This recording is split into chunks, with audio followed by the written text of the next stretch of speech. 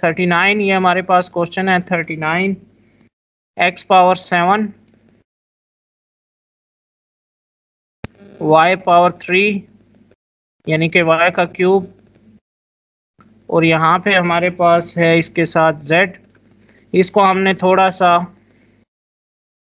Expand करके लिखना है। 39 के जो फैक्टर्स होते हैं वो हमारे पास होते हैं 3 और 13, यानी कि 3 को 13 से मल्टीप्लाई करें तो 39 होता है। मज़ीद फैक्टर्स इसके नहीं बन सकते। डॉट का मतलब मल्टीप्लाई है, यहाँ पे आप x power 7 as it is लिख देंगे और y पावर 3 भी एज इट इज़ लिख देंगे और z भी आप एज इट इज़ लिख देंगे। ठीक है, दूसरा नंबर जो है हमारे पास इसमें वो 91 है। तो 91 x पावर 5 है, y 6 है और z 7 है, is equal to 13 multiply by 7, 13 multiply by 7, x power 5 y power 6 और z पावर 7। ठीक है, 13 7 91 और 3 13 39। ठीक है, इसमें हमने ये देखना है सबसे पहले कि कॉमन फैक्टर्स कौन से हैं। ठीक है, कॉमन फैक्टर्स आपको पहले लिखने हैं। यहाँ पे अगर आप देखें तो ये 13 और 13 ये दोनों सेम है, तो यहाँ पे एक तो कॉमन फैक्टर 13 है। उसके बाद x को अगर आप देखें तो मिनिमम 5x जो है वो दोनों में होंगे, यानी कि x पावर 5 इसमें भी होगा और इसमें भी होगा, क्योंकि x पावर 7 है तो इसका मतलब है इसमें 5x तो होंगे। और y क्यूब है तो इसका मतलब है कि यहाँ पे ये आ जाएगा y क्यूब और y 6 है ना, तो इसमें जो कॉमन y होंगे वो 3 होंगे। और ये z पावर 7 और z है, तो जो कॉमन z होंगे वो सिर्फ एक होगा, क्योंकि इसके ऊपर z पावर नहीं है, इसका मतलब है कि इस पे पावर 1 होगी। तो इन दोनों में जो कॉमन होगा वो सिर्फ z होगा। तो ये कॉमन फैक्टर्स हो गए। अब हम यहाँ पे लिखेंगे नॉन कॉमन फैक्टर्स, कि नॉन कॉमन फैक्टर्स जो है वो हमारे पास क्या होंगे, क्योंकि एलसीएम में आपको दोनों फाइंड करने होते हैं, कॉमन फैक्टर्स भी और नॉन कॉमन फैक्टर्स भी। तो नॉन कॉमन फैक्टर्स कौन से हैं जो एक जैसे नहीं है, वो 3 है और 3 के बाद 7 है, और 7 के बाद अगर आप देखें तो यहाँ पे जो x5 हमने यहाँ से ले लिया था ना, x5 हमने यहाँ से ले लिया था, बाकी कितना x बच गए, यहाँ पे बाकी x बच गए हमारे पास 2, 7 माइनस 5 2। इसी तरह y है 6 माइनस 3, 6 माइनस 3 क्या हो जाएगा 3 क्यूब। ठीक है, और z 7 माइनस 1, 7 माइनस 1 क्या हो जाएगा 6। यानी कि ये तो हमने ले लिए थे ना x5 y3 z ले लिया था, तो इसमें से हम मिनिमम पावर देखेंगे देखेंगे कि हमारे पास जो बाकी बच रहे हैं वो कौन से वो होंगे फैक्टर्स होंगे, वो जो वेरिएबल्स हैं उनकी पावर क्या होगी। तो उसके लिए आपको इसको माइनस करना पड़ेगा जो कॉमन फैक्टर आपने ले लिए थे उससे। तो यहाँ पे अभी हमारे पास ये अगर आप इसको मल्टीप्लाई कर दें तो ये 3 7 ज़र क्या हो जाएगा 21, x पावर 2 है हमारे पास, y पावर 3 है और z पावर 6 है। जब आप अलग से कॉमन और नॉन कॉमन फैक्टर्स अलग कर लेंगे तो फिर आपने ये करना है कि आपने कॉमन फैक्टर्स को मल्टीप्लाई करना है नॉन कॉमन फैक्टर्स से, तो आपके पास जो आएगा उसको हम कहेंगे कि वो एलसीएम होगा, उसे हम क्या कहेंगे एलसीएम। ठीक है, तो मल्टीप्लाई करने का तरीका क्या होगा, आपने 13 को 21 से मल्टीप्लाई करना है। ठीक है, 13 को जब आप 21 से मल्टीप्लाई करेंगे यानी कि इन दोनों नंबर्स को आपने आपस में मल्टीप्लाई करना है, इसको इसके साथ मल्टीप्लाई करना है, तो ये हो जाएगा 273, यानी कि यहाँ पे हमारे पास आएगा 273। और x पावर 5 जब x स्क्वायर से मल्टीप्लाई होगा, बेस सेम है, पावर क्या होगी, पावर ऐड हो जाएगी। ठीक है, फिर y पावर 3 और y पावर 3, ये y पावर 6 हो जाएगा। और फिर z पावर 1 और z पावर 6 क्या होगा, z पावर 7 हो जाएगा। तो ये इसका आंसर होगा। ठीक है, तो इस तरीके से हमने जो एलसीएम है वो फाइंड करना है। अगर इसमें आपका कोई क्वेश्चन है तो पूछ सकते हैं, अदरवाइज हम आगे चलेंगे क्वेश्चन नंबर 5 पे। सर ये दूसरा स्टेप समझाओ सर। दूसरा स्टेप समझना चाह रहे हैं, ये वाला जो है 91 यस वाला। Sir, yes sir. 91 को हमने एक्सपेंड करके लिखा है, यानी कि 91 के जो फैक्टर्स होते हैं वो क्या होते हैं, 13 और 7। 13 को 7 से मल्टीप्लाई करें तो 91 होता है। इसी तरह ये x पावर 5 वैसे ही लिख दिया, y पावर 6 वैसे ही लिख दिया, z पावर 7 वैसे ही लिख दिया। तो सबसे पहले हमने फिर इसमें कॉमन फैक्टर देखने हैं कि कॉमन फैक्टर कौन से हैं। तो 13 सेम है, 13 कॉमन है, ये x7 है, ये x5 है, तो मतलब 5x दोनों में है, कम से कम 5x दोनों में मौजूद हैं। ठीक है, तो ये x5 लिख दिया। ये y3 है, y6 है, यानी कि ये 6y है और ये 3y है, तो 3y कम से कम दोनों में मौजूद हैं, वो भी कॉमन है। कॉमन मतलब एक जैसे। और z पावर 1 और z पावर 7, तो इसमें z पावर 1 दोनों में मौजूद है कम से कम। ठीक है, तो z पावर 1 यहाँ पे हमने लिख दिया। तो ये कॉमन फैक्टर्स थे। तो जो बाकी बच जाएगा वो नॉन कॉमन फैक्टर होंगे, जैसे ये 3 है, ये 7 है, ये नॉन कॉमन फैक्टर है। और अब x को देखेंगे तो x power 7 minus x power 5, क्योंकि x पावर 5 तो हमने कॉमन ले लिया था ना, तो x पावर 7 को जब आप 5 से माइनस करेंगे तो x स्क्वायर बचेगा। यानी कि अगर आपके पास 7x होंगे, ठीक है, इसको इस तरह आप समझ लें। अगर किसी को ये समझ नहीं आया तो 1 2 3 4 5 6 और 7, ये 7x है हमारे पास। ठीक है, इसमें से हमने कितने x कॉमन लिए, 5x कॉमन लिए। तो 5x आप काट दें, 1 2 3 4 5, बाकी कितने बच गए, 2। तो ये x स्क्वायर जो है ये नॉन कॉमन फैक्टर है।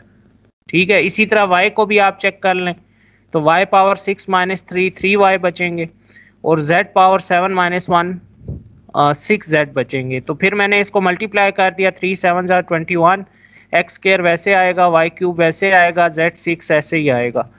तो ये जब कॉमन नॉन कॉमन फैक्टर्स आपके पास आ गए तो आपने इन दोनों को आपस में मल्टीप्लाई करना है, जिससे आपके पास जो है एलसीएम आ जाएगा। तो मैंने 13 को 21 से मल्टीप्लाई किया, 273 आ गया। x पावर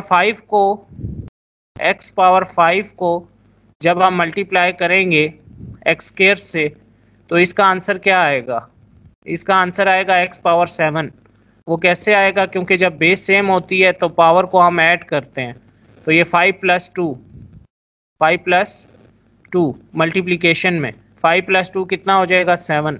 तो ये x पावर 7 होगा। इसी तरीके से ये यहाँ पे देखें अगर आप, तो इसी तरह y पावर 6 है, 3 प्लस 3 6 हो जाएगा। z पावर 6 जब z पावर 1 से मल्टीप्लाई होगा, यानी कि z पावर 6 है, इसको जब आप मल्टीप्लाई करेंगे z पावर 1 से, तो ये हो जाएगा z7, यानी कि 6 प्लस 1 7 हो जाएगा। तो ये इस तरीके से हमने एलसीएम फाइंड करना है। एलसीएम में पहले आपको कॉमन फैक्टर्स फाइंड करने हैं, वो जब आप फाइंड कर लेंगे उसके बाद फिर आपको नॉन कॉमन फैक्टर्स फाइंड करने हैं। तो अभी ये क्लियर हो गया आप सबको? Yes sir, yes sir. ठीक है, क्वेश्चन नंबर 5 जो है उसको स्टार्ट करेंगे हम। इसी में क्वेश्चन नंबर आपके सिलेबस में 6.1 का क्वेश्चन नंबर 5 के 2 पार्ट्स हैं जो इंक्लूड हैं। क्वेश्चन नंबर 4 में एक पार्ट मैंने छोड़ दिया, वो आप खुद करेंगे। क्वेश्चन नंबर 5 में भी 2 पार्ट्स हैं, एक सेकंड है और एक थर्ड है। तो मेरे ख्याल में मैं आपको थर्ड करवा देता हूँ, सेकंड आप खुद कर लें, अगर कोई मसला होगा तो मुझे बता देंगे। ये होगा, यहाँ पे हमारे पास एक एक्सप्रेशन जो हमें दी गई है वो कुछ इस तरीके से है, 2x4 माइनस y4। इसमें भी हमने एलसीएम ही फाइंड करना है। तो इसको हम क्या करेंगे, इसको पहले हम एक्सपेंड करेंगे। तो एक्सपेंड किस तरीके से करेंगे, आपको ये देखना होगा कि इस पे कौन सा फार्मूला अप्लाई होगा। तो इस पे ए स्क्वायर माइनस बी स्क्वायर वाला फार्मूला अप्लाई होगा। आप जब क्वेश्चन को देखेंगे फार्मूला याद होगा तो आपको पता चल जाएगा कि इस पे कौन सा फार्मूला अप्लाई होगा। तो x पावर 4 को हम ऐसे लिख सकते हैं 2 इंटू 2 का मतलब होता है 4, 2 2 ज़ा 4। तो इसको हमने ऐसे लिख लिया। ऐसे लिखने की रीज़न ये थी कि हमने इसको फार्मूले की शेप में लेके आना है। तो फार्मूले में यहाँ पे स्क्वायर होता है, फार्मूला जो होता है हमारे पास उसमें यहाँ पे स्क्वायर होता है, तो हमने यहाँ पे स्क्वायर लगा दिया है। अभी हम इसको लिखेंगे एक दफ़ा प्लस में, x square plus Y square, यानी कि a square minus B square का जो फार्मूला है a plus B into A minus b. यहाँ पे आ जाएगा x square minus Y square, ठीक है। ए square minus B square is equal to a plus B into A minus b. अभी यहाँ पे अगर आप गौर से देखें तो ये X square plus Y square जो है ये एज इट इज़ आ गया, और X square minus Y square को हम क्या लिख सकते हैं, X plus Y into X minus Y, X plus Y into X minus Y, ठीक है। यानी कि इसको हम इस तरीके से लिख सकते हैं X plus Y into X minus Y. तो ये जो हमारे पास आ गया ये यहाँ पे हमने दोबारा फार्मूला अप्लाई किया, इसको मज़ीद हम एक्सपेंड नहीं कर सकते। तो एक तो ये हो जाएगा हमारे पास। दूसरी एक्सप्रेशन जो हमें दी गई है इसमें वो कुछ इस तरीके से है कि यहाँ पे हमें दिया गया 3 और 3 के साथ है x cube plus 2x square y, 2x square y और माइनस एक्स वाई स्क्वायर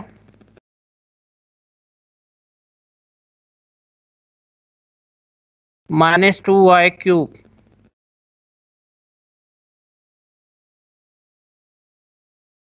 ठीक है, माइनस 2y क्यूब। तो हमने ये देखना है कि इसको हम किस तरीके से सॉल्व कर सकते हैं।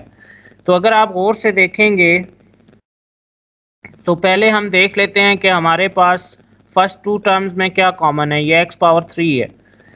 अगर आप x क्यूब को देखें और 2x स्क्वायर y को देखें तो इन दोनों में जो चीज़ कॉमन निकल सकती है वो क्या होगी, वो x स्क्वायर होगा। यानी कि आप यहाँ से x स्क्वायर कॉमन ले लें तो ये x क्यूब है, x क्यूब में से जब स्क्वायर कॉमन निकलेगा तो यहाँ पे सिर्फ x बचेगा। इसी तरह 2x स्क्वायर y में से जब x स्क्वायर बाहर जाएगा तो यहाँ पे सिर्फ 2y बचेगा, ठीक है। उसके बाद माइनस यहाँ पे वाई स्क्वायर कॉमन लेंगे हम, जब वाई स्क्वायर कॉमन लेंगे तो यहाँ पे क्या आएगा, x माइनस x प्लस, यानी कि जब हम कॉमन लेते हैं तो अंदर साइन चेंज हो जाता है ना। वाई स्क्वायर हमने कॉमन ले लिया, ये 3y है यानी कि ये वाई क्यूब है, तो यहाँ पे क्या बचेगा, सिर्फ y बचेगा, ठीक है। अभी इसको आप मज़ीद जो है वो एक्सपेंड कर लें, मज़ीद हम इसको किस तरीके से एक्सपेंड कर सकते हैं देखते हैं। यहाँ पे जो 3 है वो एज इट इज़ रहेगा, और इसमें से अगर आप देखें तो x प्लस 2y और x प्लस 2y ये आपके पास सेम है, ये आप कॉमन ले लें x प्लस 2y, ठीक है। x प्लस 2y आपके पास कॉमन आ गया। बाकी यहाँ पे आपके पास क्या बचेगा, ये वाला x स्क्वायर बचेगा, ये वाला y स्क्वायर बचेगा,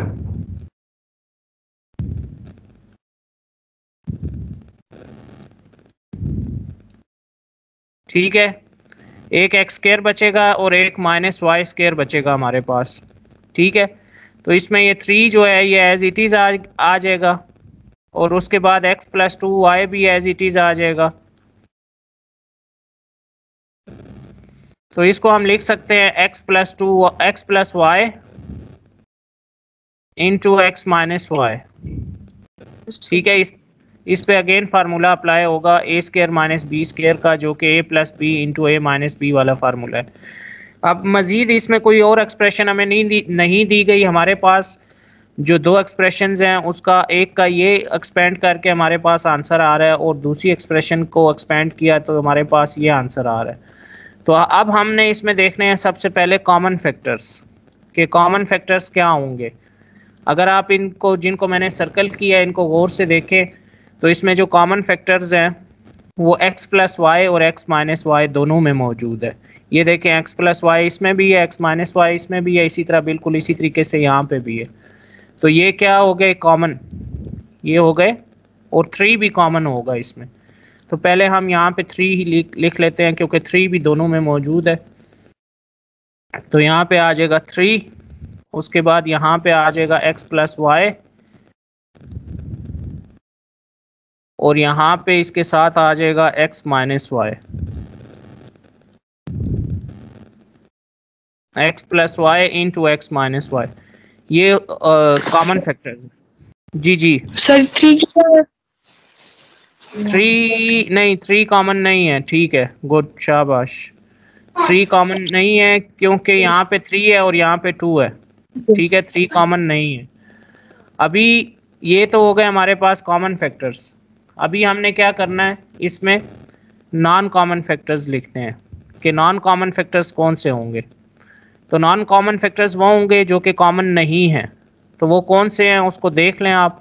एक 2 है, एक 3 है, दोनों को आपने देखना है।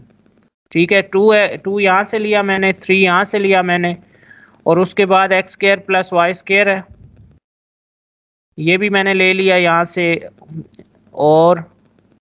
और क्या चीज़ है जो नॉन कॉमन है, वो x प्लस 2y है, x प्लस 2y। तो ये सारे जो है ये नॉन कॉमन फैक्टर्स हैं। तो अब आप इसको अगर मल्टीप्लाई कर दें तो ये कुछ इस तरीके से बन जाएगा। 2 को अगर आप 3 से मल्टीप्लाई करें तो ये होगा 6 और ये होगा x square plus Y square. ठीक है, और इसके साथ आ जाएगा हमारे पास x plus 2y, x plus 2y, ये आ गया। ठीक है, x प्लस 2y। तो हमें क्या करना है इसमें, हमने ये देखना है कि ये जो हमारे पास नॉन कॉमन फैक्टर्स की मल्टीप्लिकेशन है और ये आंसर है, और जो कॉमन फैक्टर्स का आंसर है, इसको हमने मल्टीप्लाई करना है। इसको मल्टीप्लाई करेंगे यानी कि अगर आप कॉमन फैक्टर्स को मल्टीप्लाई करेंगे नॉन कॉमन फैक्टर्स से, ठीक है, तो आपके पास जो रिज़ल्ट में आएगा उसको हम कहेंगे कि वो आपका एलसीएम होगा। नॉन कॉमन फैक्टर से जब आप मल्टीप्लाई करेंगे तो इसको हम कहेंगे एलसीएम। तो एलसीएम ले लेते हैं कि एलसीएम देखते हैं हमारे पास क्या आएगा इसका।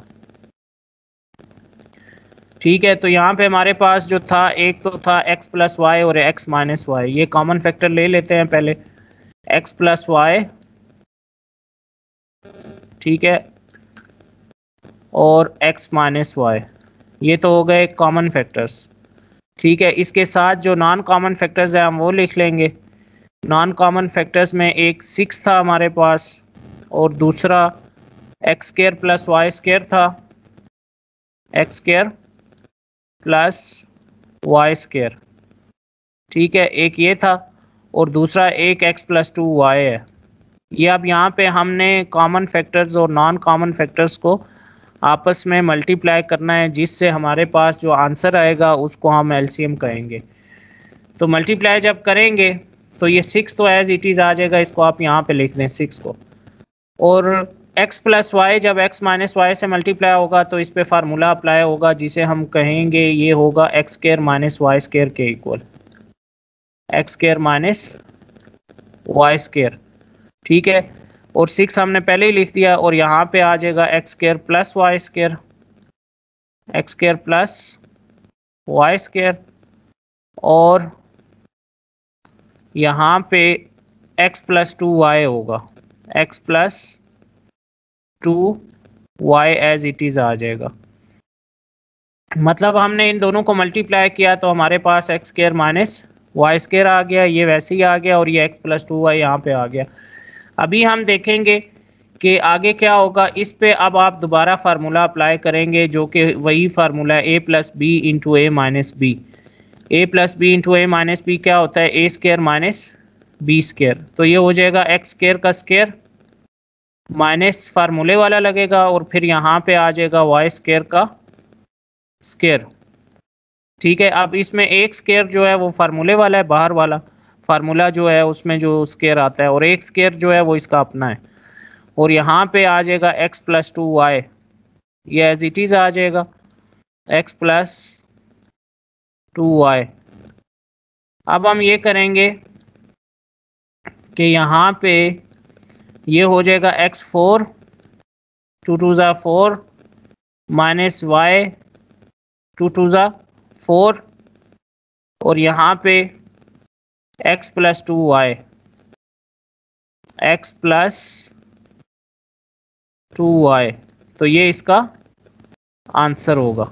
इस तरीके से हमने जो एलसीएम है उसको फाइंड करना होता है और कॉमन फैक्टर्स को हम नॉन कॉमन फैक्टर्स से मल्टीप्लाई करते हैं। अगर किसी स्टूडेंट को इसमें कोई इशू है तो पूछ लें, अदरवाइज हम आगे चलेंगे। No sir. क्लियर है सबको? सब स्टूडेंट्स को क्लियर है यहाँ तक? Yes sir. ठीक है, अभी हम देखेंगे आपकी जो एक्सरसाइज नंबर 6.1 है, इसमें क्वेश्चन नंबर 6 है।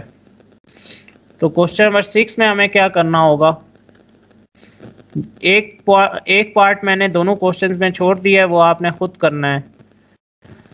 अभी क्वेश्चन नंबर 6 है, इसमें हमने k की वैल्यू फाइंड करनी है कि k की वैल्यू क्या होगी हमारे पास अगर क्या हो, find the value of k अगर x प्लस 4 जो है हमारे पास, x प्लस 4 HCF हो, x प्लस 4 HCF हो, और किसका HCF हो, ये एक्सप्रेशन हमें दी गई है। यहाँ पे दो एक्सप्रेशंस दी गई हैं। एक एक्सप्रेशन ये है x square plus x minus 2k plus 2k plus 2, एक एक्सप्रेशन कुछ इस तरीके से दी गई है, और दूसरी एक्सप्रेशन जो हमें यहाँ पे दी गई है वो कुछ इस तरीके से है 2x square plus kx minus 12 plus kx minus 12। तो ये दूसरी एक्सप्रेशन कुछ इस तरीके से दी गई है। तो इसको आप नाम दे दें px का, और इसको आप नाम दे दें qx का। और उन्होंने ये कहा है कि अगर ये इसका HCF हो, x प्लस 4 इन दोनों का HCF हो, तो आपने k की वैल्यू फाइंड करनी है कि k की वैल्यू क्या होगी। ठीक है, तो इसको हम देखते हैं कि k की वैल्यू निकालने के लिए हमें क्या करना होगा।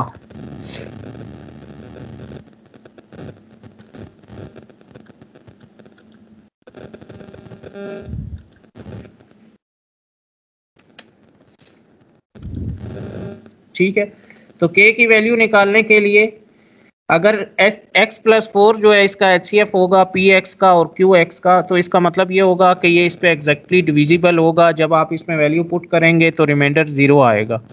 वैल्यू किस तरह पुट करनी है, जिस तरह हमने पीछे रिमाइंडर थ्योरम देखा था, अगर आपको याद हो तो बिल्कुल उसी तरीके से आपने इसको सॉल्व करना है। 5th चैप्टर में मेरे ख्याल में लास्ट एक्सरसाइज थी। ये 4 यहाँ पे जाके क्या हो जाएगा, माइनस हो जाएगा। तो इसको हम पुट करते हैं इस इक्वेशन में, ये वाली एक्सप्रेशन है, इसमें पुट करते हैं और देखते हैं कि क्या होगा। x की जगह पे हमने पुट कर दिया -4 का स्क्वायर प्लस, फिर ये x है तो x की जगह अगेन हम पुट करेंगे -4, फिर -2k प्लस 2 ब्रैकेट में, इसको फिलहाल ऐसे ही रहने दें। नेक्स्ट स्टेप में हम इसकी ब्रैकेट ओपन कर लेंगे और ये होगा 0 के इक्वल। अब ये 0 के इक्वल क्यों होगा, उसकी रीज़न ये है कि जब उन्होंने बता दिया कि x प्लस 4 इन दोनों एक्सप्रेशंस का फैक्टर है, तो इससे वाजे हो गया कि ये x+4 जब इसका फैक्टर है, तो जब हम ये वैल्यू इसमें पुट करेंगे x की, तो इसका जो रिमाइंडर है वो 0 आएगा और ये एग्जैक्टली डिविजिबल होगा।